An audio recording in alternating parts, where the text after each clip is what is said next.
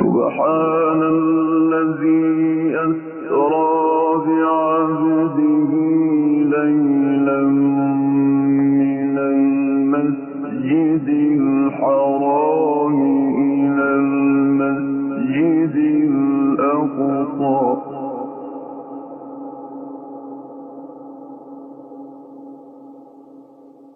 من المسجد